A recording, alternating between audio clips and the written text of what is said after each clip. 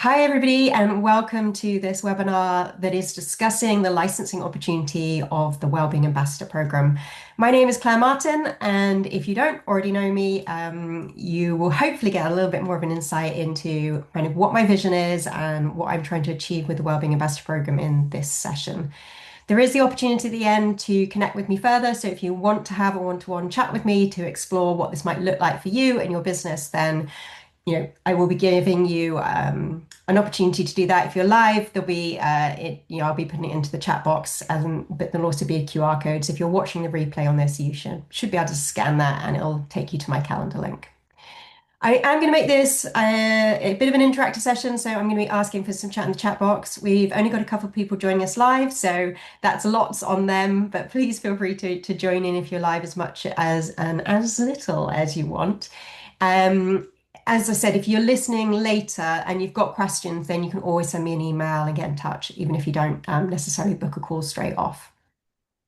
So just to start with a little bit about me, because some of you might not know me, I know I've got some people on this call I've never met and another person on the call who I know really well. So welcome, Claire. Thank you for joining me live. And we met through our MSc in Applied Positive Psychology. So that's kind of the first bit about me that's quite relevant to the work I'm doing. And it was really the beginnings of the Wellbeing Ambassador Programme. I did my dissertation research around what makes organizations flourishing. And so I looked at the research that was out there, the different positive psychology interventions that when combined can actually start to help people thrive at work.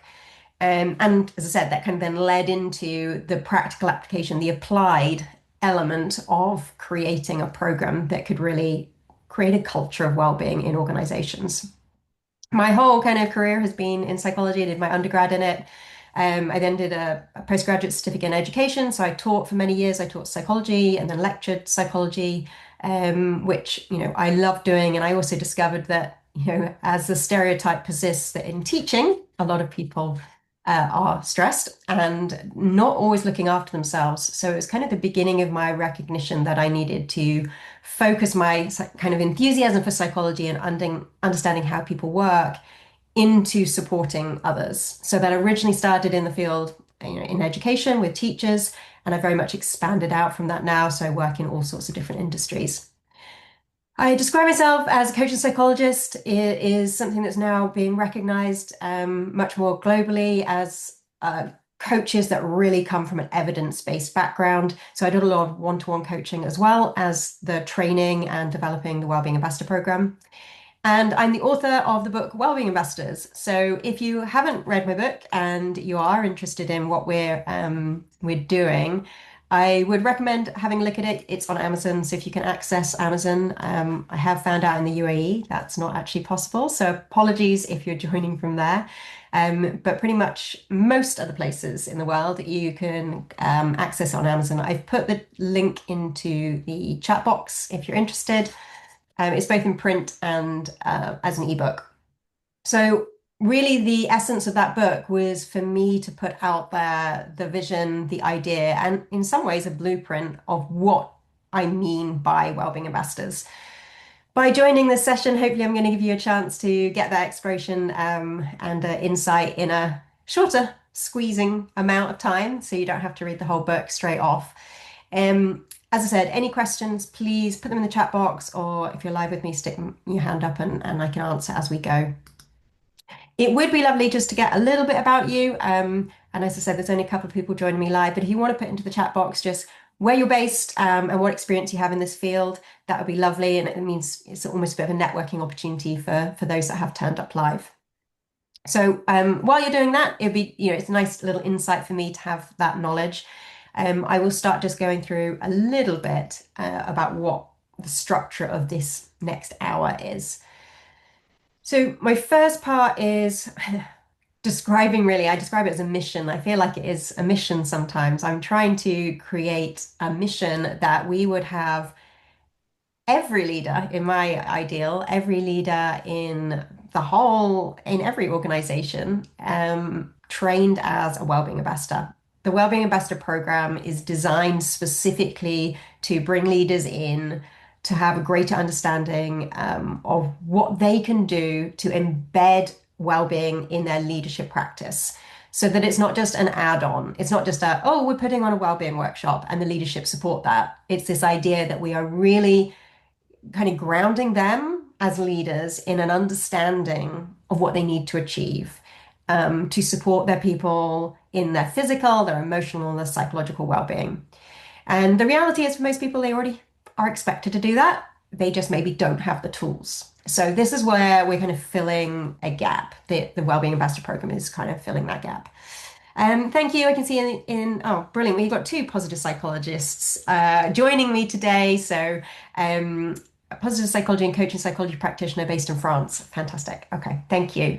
Claire, and I know you're based in the UK, and I already outed you as a positive psychology Me. graduate as well. um, so yeah, I'm lovely because the people live on this call, I'm preaching to the converted here. I know you already believe in this stuff. The the vision, and this is what I really want to explain the majority of in this session, is this idea of a licensed facilitator opportunity. And this really is my vision that kind of began, well, it originally began quite a few years ago, but it took me a while to get to the point where I was able to license it. So last year, the first person to really come on board was in March in 2000, this year, 2025. And the vision is to take the Wellbeing Ambassador Program bigger than I can make it myself on my own.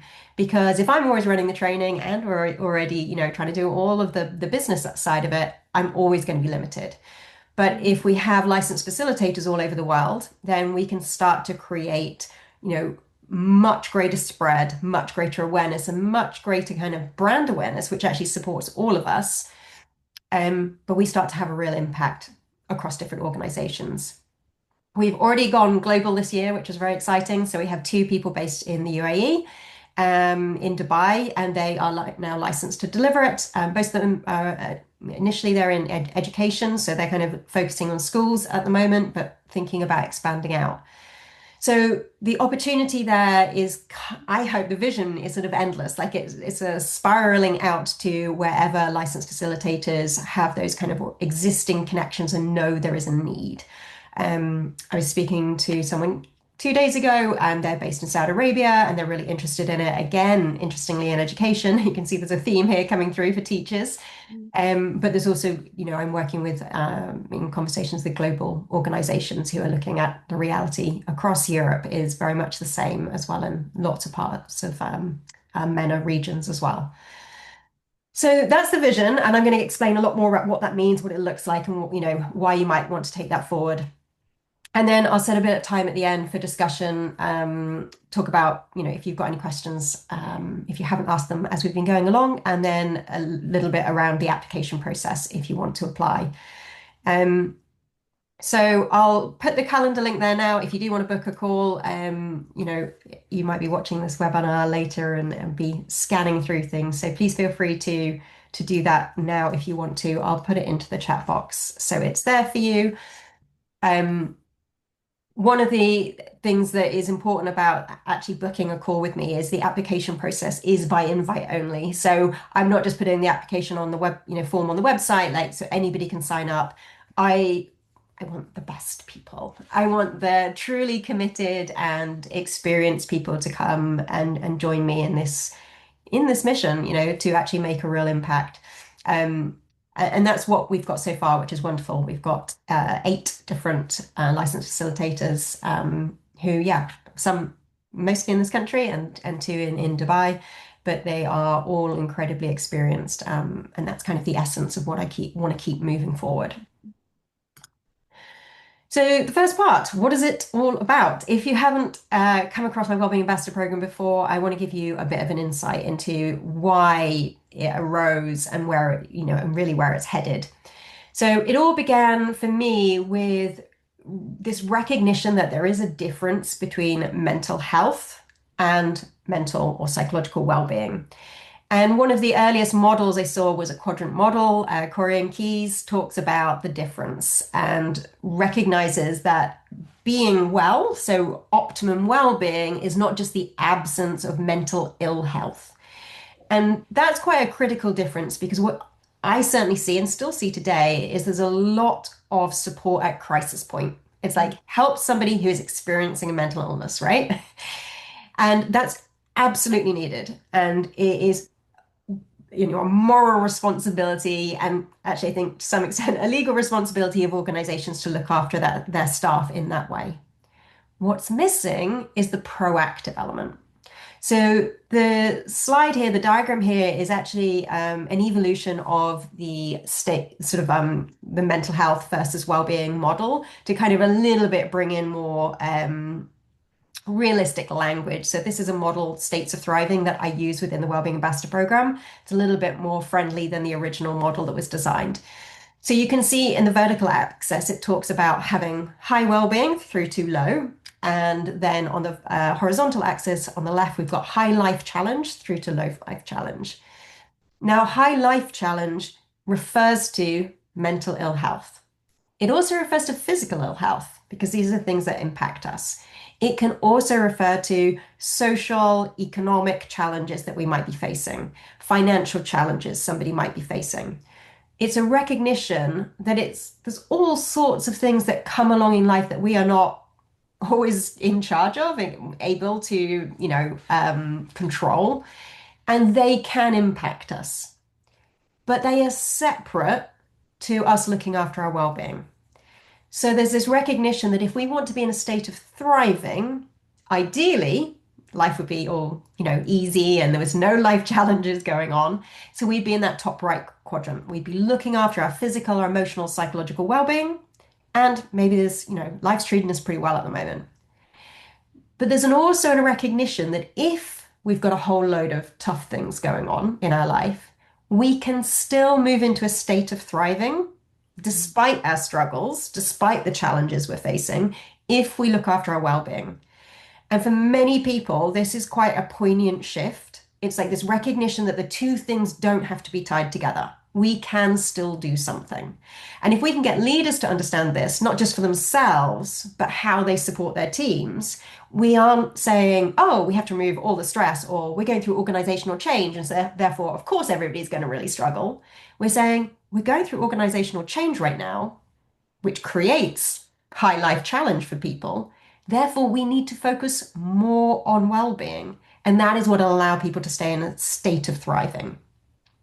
In the Wellbeing Ambassador Programme, we define thriving as increased resilience, innovation, success, and engagement. And it is the part of the rest and rise model that I'll talk you through. So it's this idea that when we are in this optimum place of thriving, we are better able to cope with the challenges that are thrown up at us. We're more innovative to solve the problems. We're more goal focused and know what we want to achieve. And we're more engaged in the work that we're doing. When you look at this model, and when we use it in the Wellbeing Ambassador Programme, I use it as a reflective tool, and it's one of the earliest things we do. And, I invite you to do it now just to stop and notice, but it is amazing how many people, before I ask the question, wouldn't necessarily have admitted or realized or recognized that they're in the lower half. Now, more often than not, those people who are at work, maybe turning up to webinars and turning up to training, they're in the bottom right quadrant. They're working, they're even getting all their targets done. But really, they're just at this survival mode. And what we want to help people do is to move into that space of thriving.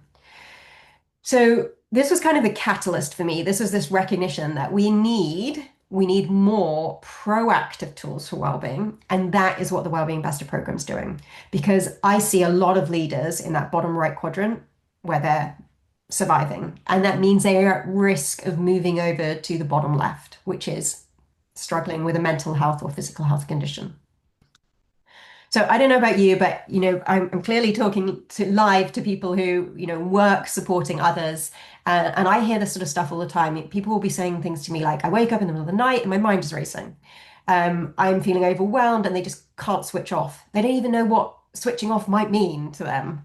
They don't have time to do anything for me. If you say, "Okay, just describe one thing that you do for you in a week," they'll look at you blankly, like, between family and work, etc. They're like, that doesn't exist. That's not an option. And they'll have a joke about work-life balance, like, that's even a thing, right? Like it's normalizing even that we're stressed and we're overwhelmed. And a lot of people I work with, they actually love what they do. They often deeply care about their clients in the variety of different organizations I work with. But they're just so tired, they can't necessarily sustain that level of giving without supporting themselves. So I see that there is a need for change, and wellbeing initiatives, wellbeing training, wellbeing interventions have been talked about now for years. I'd say COVID brought like a particular boost and recognition, and yet I would say a lot of them still don't work. And that's the reality. And part of it is that there is no overarching wellbeing strategy. People bring one thing in, go, oh, well, let's do this. Like, oh, this looks fun. Let's try this. Oh, look, you can get, we're going to give you a free app for meditation. Great. And no one really downloads it or knows why they're using it. Or, so we don't want to be just using wellbeing tools as plasters. We want to start thinking strategically about them. The other thing is that people feel like they don't have time to engage, or worse, and I've come across this in organizations, where they don't feel it's safe to engage in wellbeing initiatives because that means they're not well or they're not resilient, and then they are seen to be weak in some way or not able to cope. And that can, is obviously giving us a deep insight into the culture in those organizations. And as I said earlier, this idea that we perhaps only support people when they're struggling, and a lot of wellbeing initiatives are brought in at that point. And this idea, and biggest challenge I see, is that leaders are not role modeling. Leaders are not taking breaks. They are in back-to-back meetings. They are often in states of thriving in that bottom right quadrant.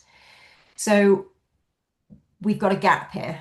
We've got a clear need. I see it again and again in organizations, that we need to support and really hone in on number 5 there, support leaders. Because if leaders can be looking after themselves and have an understanding of how to support others, that's when we can create a shift in culture. So the solution from the Wellbeing Ambassador perspective is to create a whole organizational approach to wellbeing. And this rest and rise model that you can see, kind of just a pretty graphic to start with, but hopefully I can break it down and explain it to you. The initial motto, if you like, of rest and rise is that principle of we need to rest, we need to recover and recuperate in order to rise up and thrive, to be at our best. But each of rest and rise also acronyms that kind of bring in a practical element into the training for leaders. So if we kind of zoom in to why it's a whole organizational approach, if you look at the central colorful ring, it says the board needs to be setting a wellbeing strategy. Leaders need to be driving a wellbeing culture, and then your teams need to be able to support those wellbeing initiatives. They need to understand why they're being invited to do something, what's the benefit to them.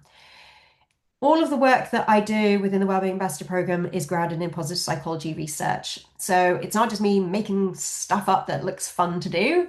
There's an evidence base behind it.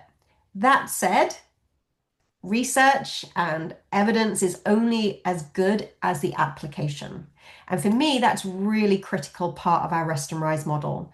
So the rest elements, and that's the kind of inner white ring where it says wellbeing interventions, they need to be made relatable, enjoyable, sociable, and trackable. And when we do this, that's when we start to see that people understand why they're engaging this. It makes it more sustainable. They're more likely to engage over the long term. We really start to create intrinsic motivation. So what we're doing is we're teaching leaders something that is quite unique that they don't often get in wellbeing training. We're literally showing them how to make a wellbeing intervention relatable to their team. What is the reason that the team might want to fully engage in this? If they don't think about this and they just throw something out there, send out an email, buy even some training in, whatever it is they decide they're going to do, unless they make it relatable, people won't show up. Or they will show up, but they won't engage. If you can make it enjoyable and you know your team, so you know what that might look like and what that might mean, you are going to get them to not only engage, but probably be more likely to keep it up. If you can bring in a sociable element or a social support angle, again, that sustainability piece comes in. And then the final element of really engaging people and making something intrinsically motivating is to make it trackable. And that can be from a leadership point of view, business wise. Are we seeing an impact? We can track this.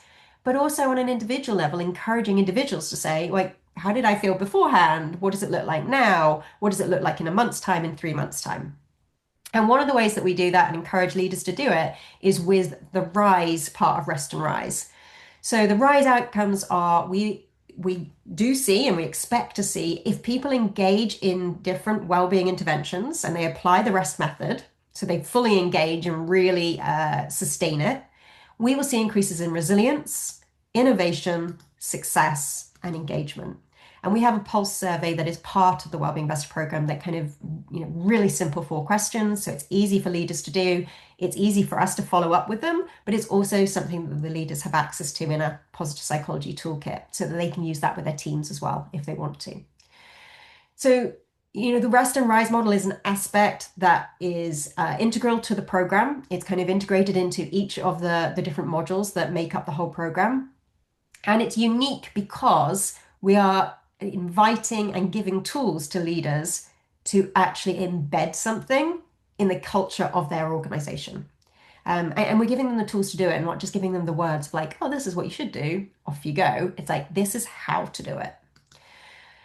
I've been fortunate enough to work with clients all over the world, running various things and coaching and training in different through different organizations. And I think what's amazing is that we just see the same challenges coming up, maybe in slightly different ways, but overall, this concept of well-being being proactively introduced is still a massive gap. And the biggest impact I've seen is when leaders come on board, when leaders embrace it. I can see, Claire, you're nodding, and I heard a Yeah. confirmation there. Yeah. Yeah, absolutely. I think that there's so much sticking plaster, and I think that any sustainable change has to be embedded in the culture because otherwise you just go from one initiative to another, and nothing really makes a difference. Yeah, that's it, isn't it? It's just like this, oh, well, what else can we do? What else can we do? And for me, one of the things that I love about the structure that I've created the Wellbeing Ambassador Program is we're empowering leaders as wellbeing ambassadors to say, okay, well, actually, didn't we do something about this last year? Have we still got those resources? Like, can we pull those in, but now like apply them in the context of what we've learned? And that's what starts to create this whole organizational approach because it's not just isolated individual things happening in silos. So just to give you a bit of an insight about the Wellbeing Ambassador Programme and how it's evolved, this is relevant if you've been following me for long enough, and you may have sort of heard me talk about it in the past. At the beginning, and if you read my book, and I still to some extent advocate for this, anybody could be a wellbeing ambassador, right? That the idea that throughout an organization, throughout different tiers, there can be benefit to everybody being a wellbeing ambassador. But what I've seen over the last 5 years that I've been running the training, delivering the program, is that when organizations had leadership teams buy into it and become trained as wellbeing ambassadors, that's where we saw the biggest shift. So I've now fully honed in and focused on leadership development, and as a result, created the training specifically for leaders. So it went from being 2 full days of training to being structured as 3 modules, which are 2 hours each. So it can be delivered in a day and has been delivered in one day, but it's also often delivered over a series of 3 weeks. Sometimes I've done it every other week, so it's ended up being a 6 weeks. And the structure of that is in some ways to help leaders fit it into busy schedules. And it's also this recognition that they already are essentially in the role of a wellbeing ambassador. Whereas if I work with organizations and we do it through different tiers, you're literally having some training on like, what does it mean to be a wellbeing ambassador? What might that look like to you? Because it's not your job to manage people. But if you're working with leaders and managers of people, it literally is already their role. And so what we're saying is we want you to integrate this into how you already lead. The other thing I can fall into this trap of really liking psychology and getting caught up with all the jargon. And so a lot of that has been simplified, reduced to make it much more accessible. So we have kind of three core modules within the program. It's the rest and rise model, the states of thriving. So those two that I've already shown you. And then we have our own model of well-being, which is called the PEP model. So it stands for physical, emotional, and psychological well-being, really bringing some simplicity for people to remember and understand what is well-being? What do we even mean by that? Um, there is a practical toolkit, and that's evolved again over the years. It includes very specific and evidence-based positive psychology tools, but they're also now mapped to well-being outcomes. So there's kind of a review process where someone could say, looking at their team, well, is it around the emotional well-being where there's a lack of connection within the team that they'd really like to work? And then they can kind of map that and look at the different interventions that might be most useful to them. And then, of course, this, why you're turning up today, the biggest evolution in the last year has been developing the licensing model so that I can have independent consultants and coaches delivering this training, but also if there are learning and development trainers, or sometimes there's HR consultants that have been interested in becoming licensed, that they can go and deliver it to their internally within their teams. And bringing in leaders at, sometimes at that onboarding stage as well. So there's a sustainability option there for bigger organizations that want to buy into it. So, quick overview of the content. Obviously, the brochure is available on my website, so if you want to kind of get that, or I'm happy to send it to you as well. It is broken down into these 3 2-hour modules. And the first one is personal well-being. It's covering that PEP model, physical, emotional, and psychological well-being. We really start to get people to individually say, like, where am I at right now? Like on the States of Thriving model, reflecting, and then in sort of introducing this idea that they need to do something for themselves before we can expect them to start looking after other people. Then module 2 takes into this idea of strengths, so particularly around character strengths. We embrace this idea that there are core aspects of who we are when we're at our best, and we get the individual leaders to take a psychometric, so we get the kind of aspect of what who they are when they're at their best, and encourage them to start understanding what it looks like to use them more, but also support their teams to kind of engage with this concept so that they can give feedback through this sort of lens of strengths. They can also start to have conversations about performance, and build that kind of team cohesion in that way. So there's quite a lot embedded in there.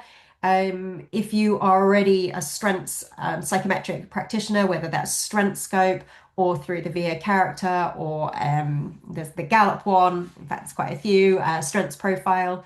We have some flexibility around that, and that's something where we can chat about if you are interested. So it's really about working out what strength psychometric you're already trained in.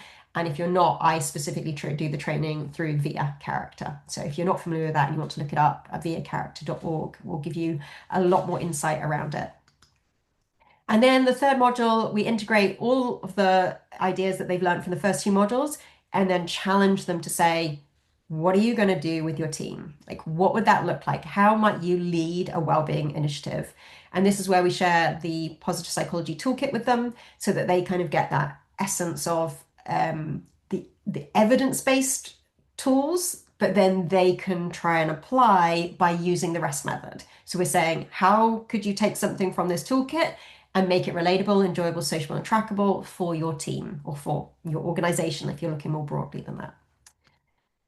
So the handbook and toolkit, it covers everything that we do in the program. So we don't share slides. Instead, they get much more structured content written up in a handbook. It looks at specifically the tools around character strengths, some mindful practice, psychological capital, which is how do we increase elements of hope and confidence, resilience, and optimism, and the idea that if we bring those all together, we see a kind of greater sense of thriving, performance, and well-being.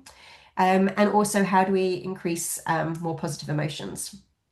So the toolkit is available in a digital form as standard, but then there's also a sort of a professionally printed version of it, so that is great in person, and we recommend even online if you can distribute them to your clients, to the individual clients, that they get a physical handbook, even if they're joining it online. Um, the impact, the research is, still growing, but we have some positive stats to support the impact for individuals feel. 92% felt they could better able to support others, which of course is our main aim. We want them as leaders to be able to go and support their teams.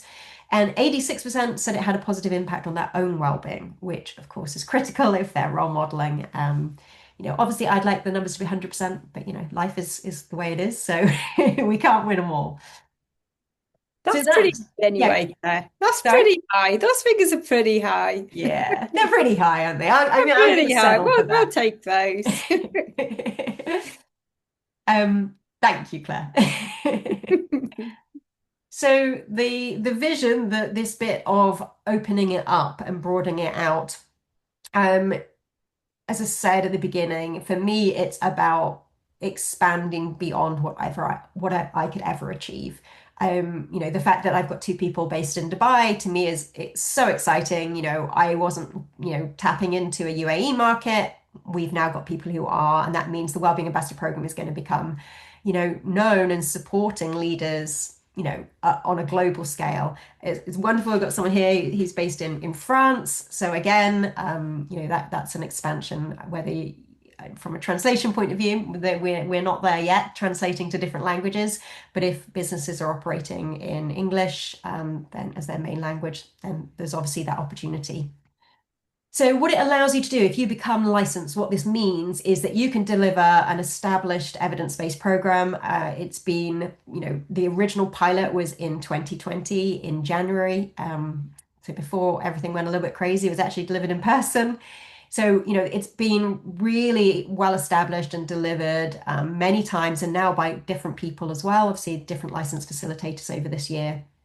You get access to all the content and tools for delivery, so all the PowerPoints, the guidance notes with all of the slides. There's online training, which allows you to get to see how it's delivered. So you've got demos of watching me deliver it. And we have the process of certification is organized and governed by my business, which is Goldcrest Training.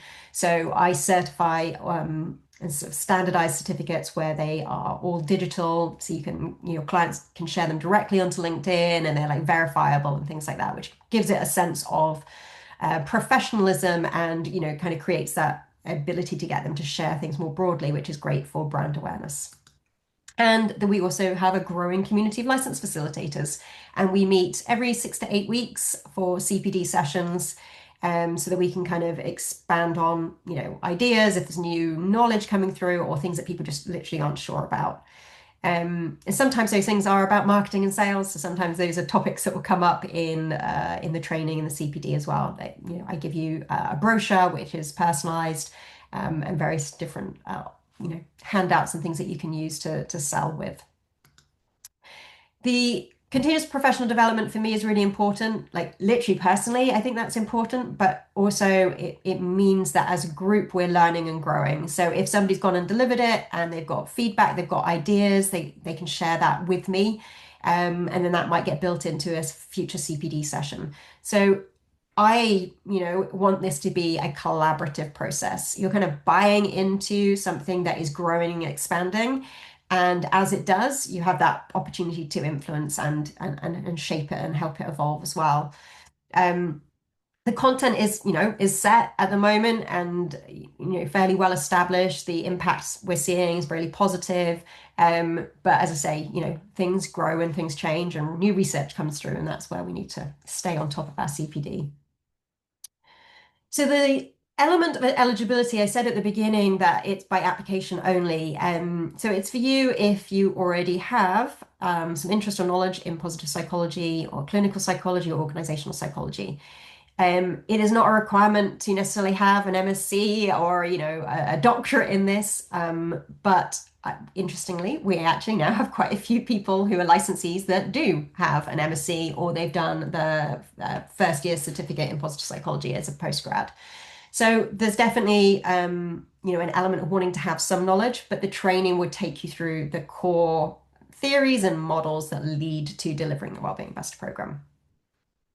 The second thing is having an existing client base or willing to build one. So as Goldcrest Training, I am not kind of handing people out work. So the idea is that you become licensed to deliver the Wellbeing Ambassador Programme using your own brand. Whatever that might be your own name, your consultancy, or if you're working in a bigger organization, maybe internally within your organization, so you would be delivering it. So the brand that you're buying into is the Wellbeing Ambassador Programme. It's certified by Goldcrest Training, but you wouldn't be working for Goldcrest Training. And then the third thing, which is critical, you need to have exceptional facilitation skills already. I'm in the training to become licensed. I'm not training people how to be trainers. I'm not training people how to facilitate.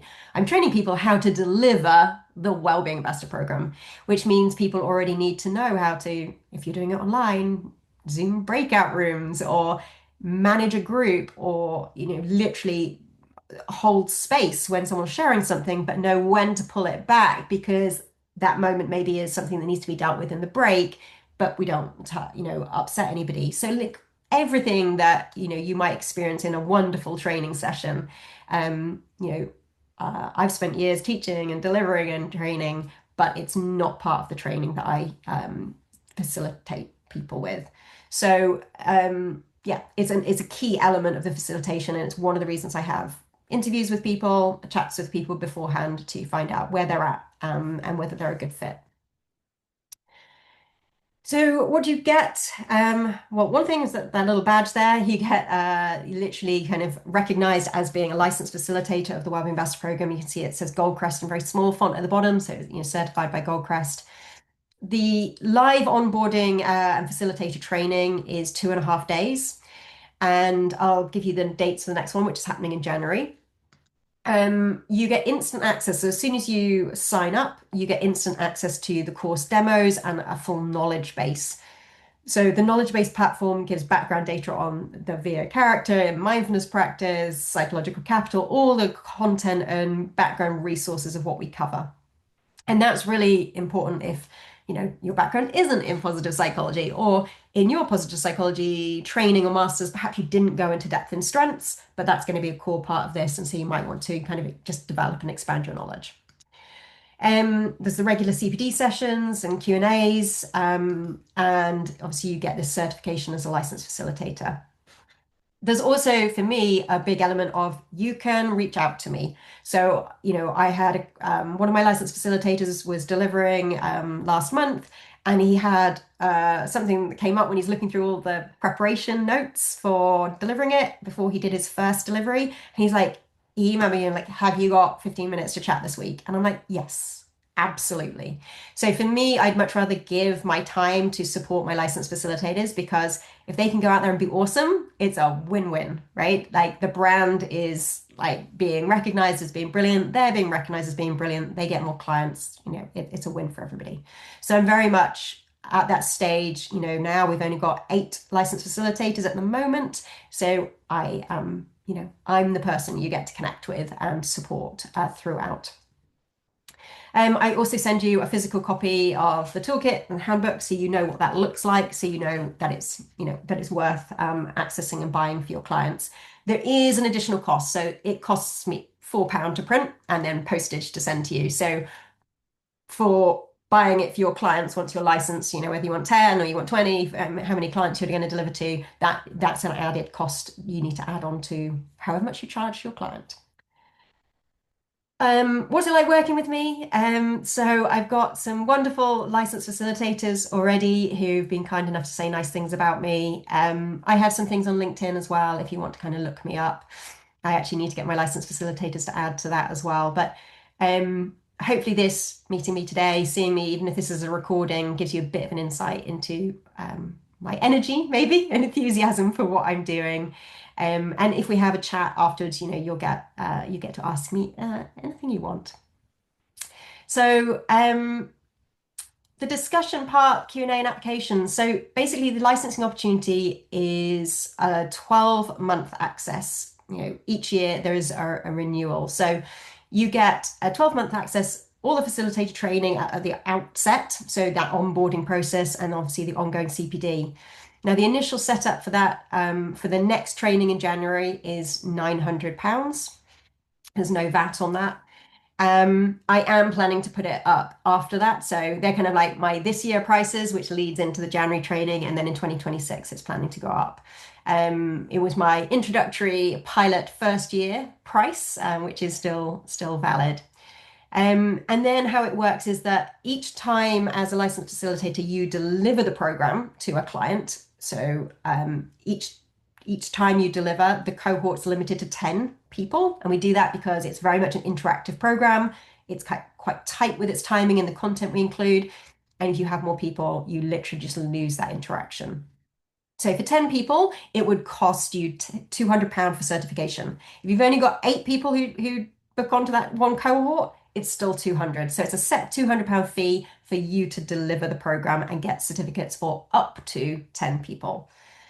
And so those are the main costs. And then in a year's time, if you decide you want to renew, so a year from doing the training. So if you join the January cohort, a year on from that, it would be £500 renewal, and then the certification fee would still continue. So the next dates, if you're interested, the next dates are in January, on Tuesday the 13th. So it's all online, and there are 2 slots, so 9 till 11 and then 1 till 3 UK time. And the reason for that is because for me, being online all day is just brutal. So we have 2 hours on, we have 2 hours off to everybody recover, and then we have another 2-hour session. And it's the same on the Wednesday. And then there's a gap for the Thursday because on the Friday, it's just the morning, but it's actually about the licensed facilitators. So coming and actually doing a little mini demo delivery. So it's a kind of a chance for me to see what you're like, and we offer each other feedback. And it's one of those things that, you've done the training, and then when you actually have to do it, that's when all the good questions come up. It's like, oh, when you have to prepare doing a 10-minute bit, it's like, oh, I haven't asked any of those questions I probably should have asked over the last 2 days. And so that's what I found is it's actually quite beneficial. So it's not some sort of scary, make it or break it, like final assessment, but it is a chance to demo. Yeah, training's live, it's online, you need to attend all of it, and it's in UK time zone. So, any thoughts or questions from any of that?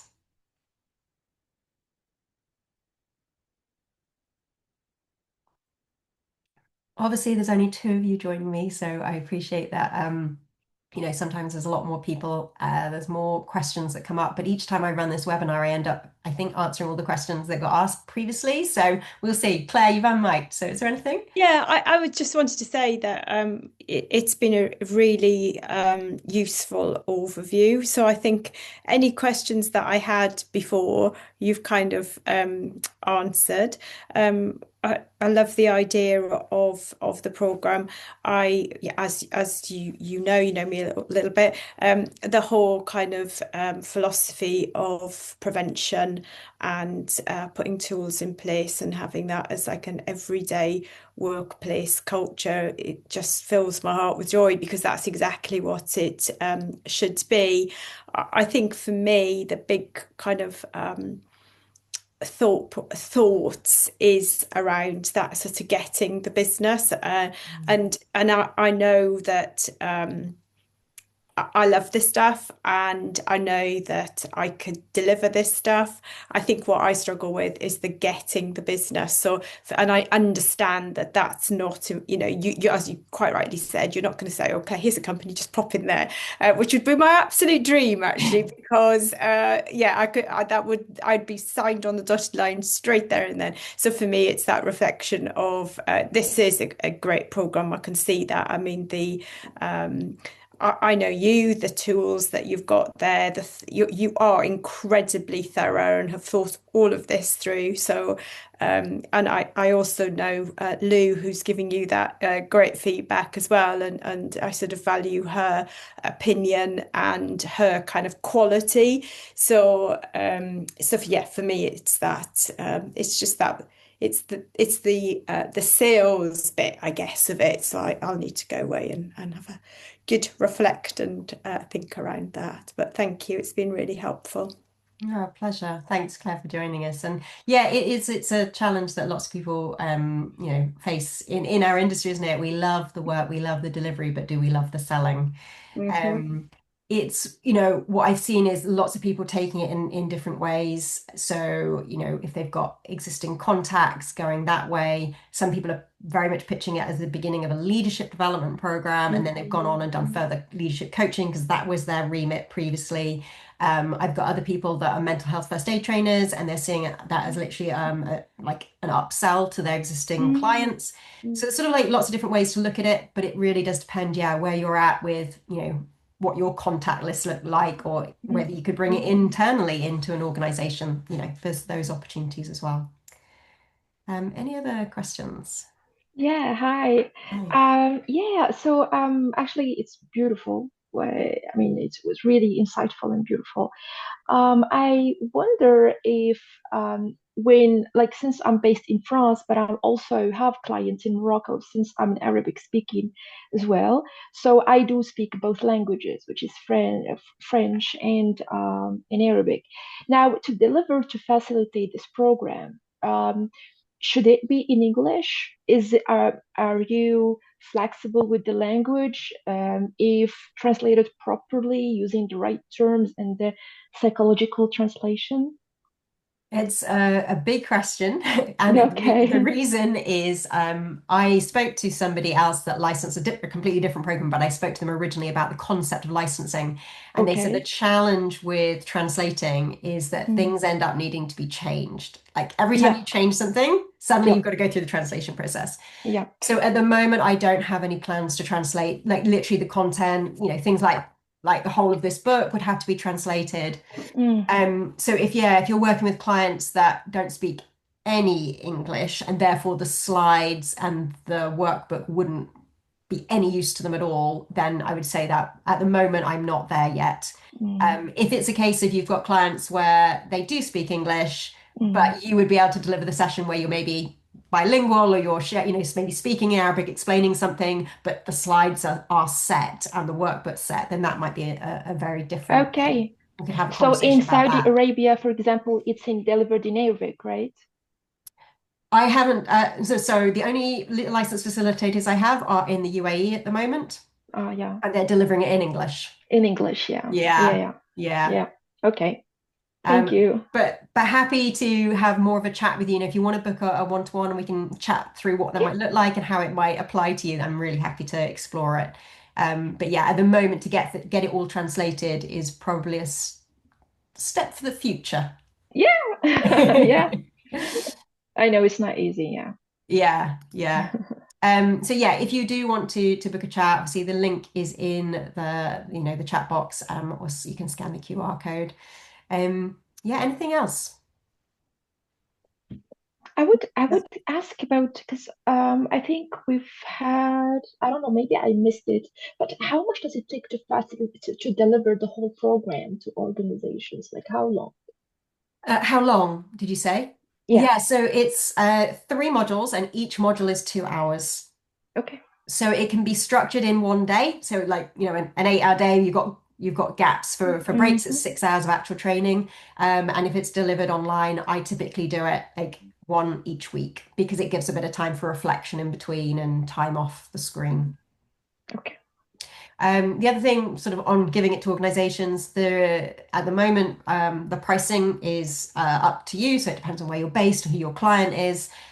We do discuss that though once in the training on like, minimum numbers that we don't want to be undercutting each other, that kind of thing. But otherwise, there's flexibility there. So most people find that they would make their money back from the £900 of training for the year within one delivery.